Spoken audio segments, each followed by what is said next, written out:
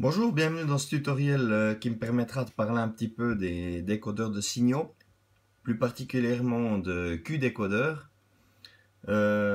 J'étais en train de chercher des décodeurs de signaux un petit peu pour automatiser une maquette à l'aide de train controller, et c'est vrai qu'il y a beaucoup de choses sur le marché. On peut faire des signaux simples à l'aide de décodeurs de relais, rouge-vert ou des choses comme ça. Q-décodeur, j'ai eu une mauvaise expérience, des choses qui étaient pas au top, mais ça fait de ça quelques années.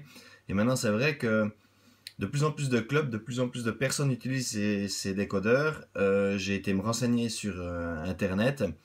Il y a beaucoup de choses, c'est très flexible, mais voilà, c'est en allemand. Alors, je parle un peu allemand, mais tout n'est pas clair. Et cette année, j'ai décidé d'aller à Bauma 2017 parce que je sais que QDecoder a toujours un stand et je voulais voir clairement comment on pouvait programmer ces décodeurs parce qu'il y a un logiciel qui s'appelle QRAI qui permet de programmer ces décodeurs très facilement. Mes premiers essais sont portés sur Lifinski. Donc en voilà un ici pour des signaux allemands qu'on peut utiliser pour des signaux suisses, des images simples. Toute la maquette est équipée de Litvinsky pour les moteurs d'aiguillage ainsi que les rétrosignalisations. On en est très content. Maintenant j'ai essayé le décodeur de signaux et c'est vrai que si on regarde un peu plus près ici, ma première chose c'était d'automatiser des nains, 4 nains. Donc j'ai utilisé ce décodeur ici et ça ne fonctionnait pas. Le signal est un microscale. Apparemment, les LED demandent un petit peu plus de courant que ce qui est prévu pour le décodeur. Et le fait de programmer le décodeur, on ne peut pas uniquement choisir les images des signaux, on doit faire des ponts entre certaines sorties. Et ça fait que certaines sorties peuvent se retrouver avec deux LED l'une derrière l'autre.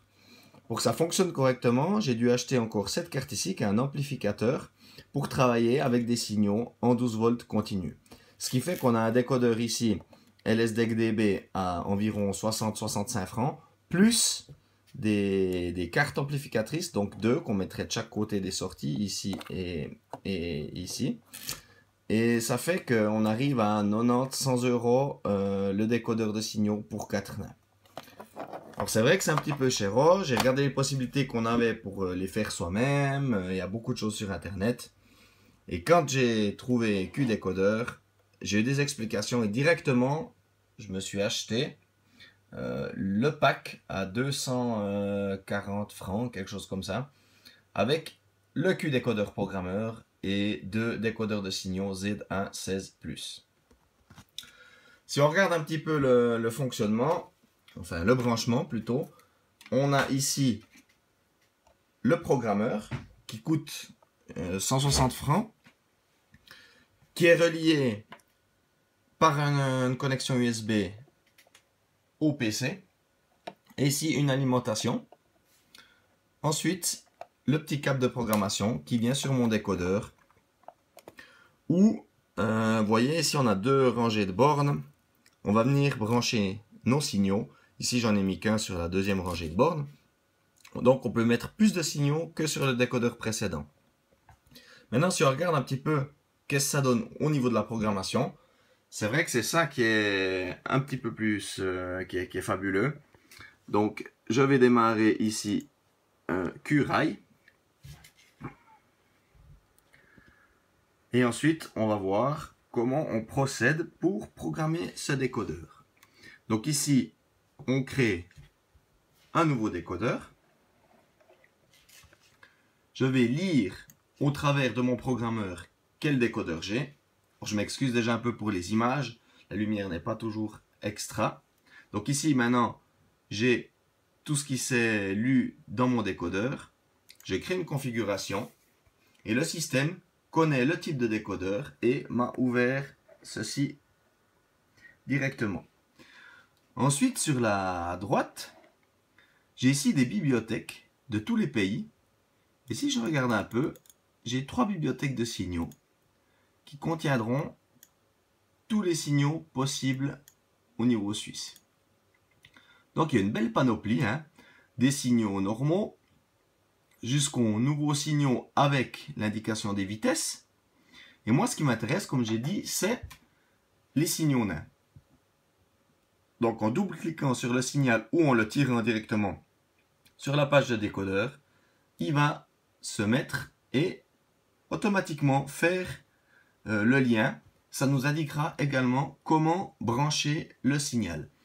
Si je double-clique dessus, j'aurai une fenêtre qui va s'ouvrir parce que bien sûr ici, il appellera mon signal en allemand.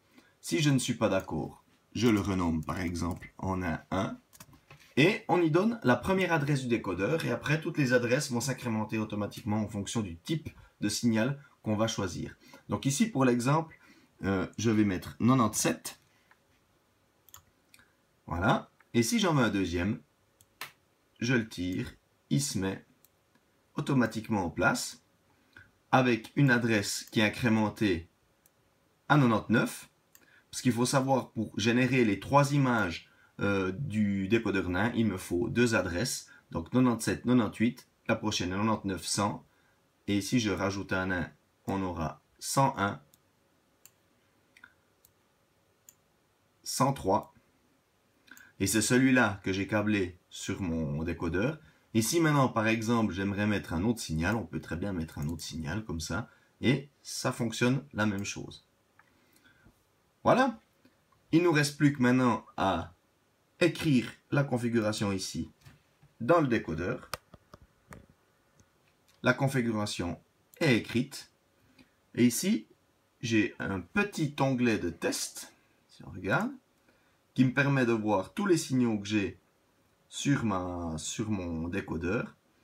Et en cliquant sur les boutons, on verra qu'on a la partie stop, ouverte et attention. Et si je me reporte sur mon décodeur avec mon signal, je refais la même manipulation, stop, ouvert et attention. Donc en quelques minutes, c'est vrai qu'on arrive à configurer un décodeur sans se prendre la tête et rapidement. Ensuite, pour les puristes, ceux qui aimeraient avoir des phases de noir plus ou moins lentes au niveau du changement des images ou de faire des choses un peu plus compliquées, on a toujours la possibilité de venir dans les listes de paramètres, des CV, pour venir changer manuellement certaines choses qui sont préconfigurées pour chaque signal, mais qui pourraient éventuellement ne pas plaire à certaines personnes et qu'on pourrait changer. Donc voilà pour cette partie. Donc on remarque que c'est vraiment fabuleux. Le logiciel est vraiment très bien fait. On ne trouve pas beaucoup de docs et de tutoriels en français. C'est pour ça que je me suis dit, pour Noël, essayons de faire quelque chose pour ceux qui ne seraient pas encore convaincus. Si maintenant, je prends mon décodeur, on va bien sûr enlever ici la tension. Je vais le mettre sur une station ECOS que j'ai déjà préprogrammé avec un élément de signaux à 2 positions pour pouvoir changer l'image de mon signal. Donc je rebranche ça. Je branche à mon ECOS.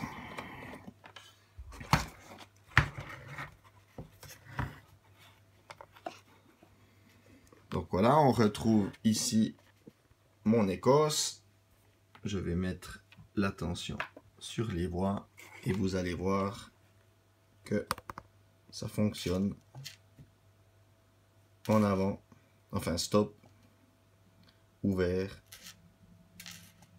et attention. Voilà, j'espère que j'ai convaincu certaines personnes. C'est vrai que c'est un investissement assez onéreux pour la première fois pour avoir le programmeur. Après, si on est dans un club ou un groupe de copains, on peut essayer de se diviser les frais. Et le décodeur ici, QDécodeur ZA1 16+, a déjà une partie de la configuration dedans. Avec le programmeur, on pourrait prendre d'autres décodeurs un peu moins chers. Celui-là coûte 78 francs, tout compris, et chaque sortie a une LED. Et on peut faire plein de choses avec, des effets sur les sorties, faire des effets télé dans les maisons, enfin il Il y a énormément de choses, j'ai pas encore tout vu, c'est le tout début. Je viens d'acheter ça, donc c'est le début, mes premiers essais avec ça. Pour une maquette, c'est vrai que la signalisation, c'est uniquement de la visualisation, il n'y a aucune connotation de fonctionnement. Donc, je suis pas encore très pressé pour ça, c'est vraiment mes premiers pas dans la recherche des décodeurs et je pense que je vais partir avec ce type de matériel. Merci, j'espère que c'est utile pour certaines personnes. Je vous donne rendez-vous dans un prochain tutoriel. Joyeux Noël, joyeuses fêtes et une bonne année 2018.